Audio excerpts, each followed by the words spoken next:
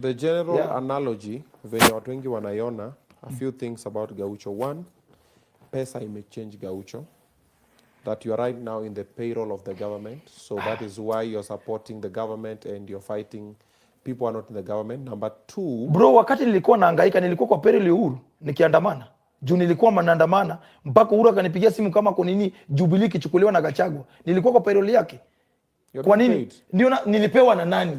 Watu wakakuja wakasema ya kwamba eti Uhuru alinipea sijui 2 million. My friend, Uhuru nilitoka alinipigia simu 5. Baba akaniambia Gaucho niko nje, mu make sure mu defend chama ya Uhuru isiende. Nani kwa nini wakati wako kusema ya kwamba nimewekwa kwa payroll ya Uhuru? Sasa ndio nimewekwa kama ni payroll. Then wakae tu huko.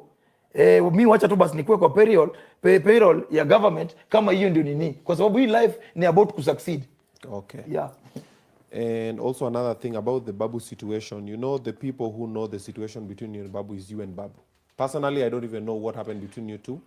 And you said your side, hata yeye mwenyewe, that's why I'm telling you. Deep. So even him, me, I've never sat down with him because you are my friend and Babu is my friend. You see. Alisema akipata governor, kazi yake ya kwanza governor si hata drainage, ni Gaucho kuenda home. Sasa utapeleka mtu atakuwa MP home. Unajua Babu ni mlevi kweli.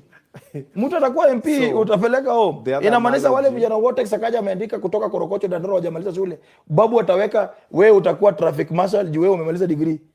Mwingine atakuwa dini my friend. Alisema tu Gaucho. Hapana, sasa leo amesema Gaucho na wale vijana wa ghetto hawako kwa body ya nini.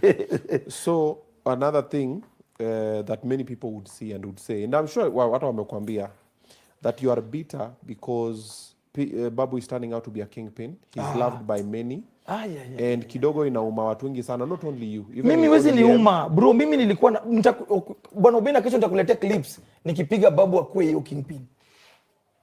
Okay. Mimi nilikuwa na support Babu mpaka dakika mwisho wakianza kunionyesha ya kwamba yeye ataki kijana mmoja Mjaluo akue na jina. Si hata hiyo kitu sasa sumbua na Salasia. Si Salasia alilia hiyo kitu bado. What would make you guys squash your beef? Nani? Wewe na Babu.